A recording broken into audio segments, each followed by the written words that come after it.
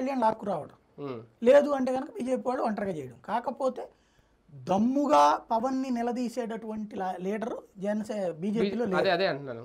చంద్రబాబుని పవన్ని నిలదీసే లీడరు ఇదివరకు ఆ సోమవీర్రాజు ఉంటే కొంచెం నిలదీసి అడిగేవాడు, ఏంటి ఇదేం పొత్తు ధర్మం అని. అట్లా అడిగేవాడిని పక్కన పెట్టించారు. 2 దఫాలుగా పవన్ కళ్యాణ్ గారు ఓపెన్ గా స్టేట్మెంట్ ఇస్తున్నారు కదా, బీజేపీని మాట్లాడడం అయిపోయిందని ఈ రోజు మాట్లాడిన మాటలు. కానీ పోనీ ఇక్కడ రాష్ట్ర నాయకులు మాట్లాడట్లేదు, బీజేపీ పెద్దలు కూడా ఎందుకు దాని మీద కౌంటర్ ఇవ్వడమో క్లారిటీ ఇవ్వడం ఎందుకు చేయట్లేదు? ఎప్పుడు చెప్పరు, ఎందుకంటే వాళ్ళకేం సంబంధం, భారతీయ జనతా పార్టీ అధినాయకత్వానికి ఏంటి సంబంధం? వాళ్ళు పొత్తులు పెట్టుకుంటే వీళ్ళతో పెట్టుకుంటామని చెప్తారు. ఎవడెవడో మాట్లాడుతున్నాడు కాబట్టి వాళ్ళు ఎందుకు మాట్లాడాలి? ఒక రకంగా అఫీషియల్ గా చూసుకుంటే మిత్రుడే కదా పవన్ కళ్యాణ్ బీజేపీకి.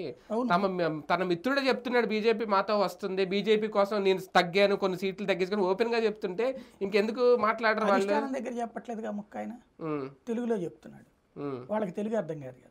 అంటే ఓపెన్ స్టేట్మెంట్ ఇస్తున్నారు కదా, ఇంక చెప్పేది ఏముంది ప్రత్యేకంగా? అదే అనేది. ఇప్పుడు వాళ్ళ దగ్గరికి చంద్రబాబును కూడా పంపించాడు, చంద్రబాబుకే చెప్పి పంపించారు వాళ్ళు. చెప్పించింది ఏదో చూడాల్సింది చంద్రబాబు, మధ్యలో పవన్ కళ్యాణ్ కాదు కదా. అది తేల్చింది చంద్రబాబు. చంద్రబాబు తేల్చాల్సింది దానికి పవన్ కళ్యాణ్ ఎందుకు మధ్యలో మాట్లాడటం? పవన్ కళ్యాణ్ వాళ్ళు నమ్మడం మానేశారు. ఏ రోజైతే పద్దాక చంద్రబాబు చంద్రబాబు చంద్రబాబు అని తిరిగాడు, ఆ రోజునే వాళ్ళు నమ్మడం మానేశారు.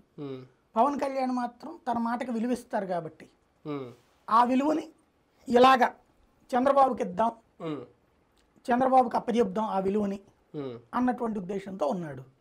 భారతీయ జనతా పార్టీ రాష్ట్ర నాయకత్వానికి ఇప్పుడు అధిష్టానం దగ్గరికి వెళ్ళి ఏదో ఒకటి తేల్చండి ఈ గోలైంది అని అడిగే దమ్ము లేదు. కాబట్టి ఏం జరుగుతుందో చూడాలి.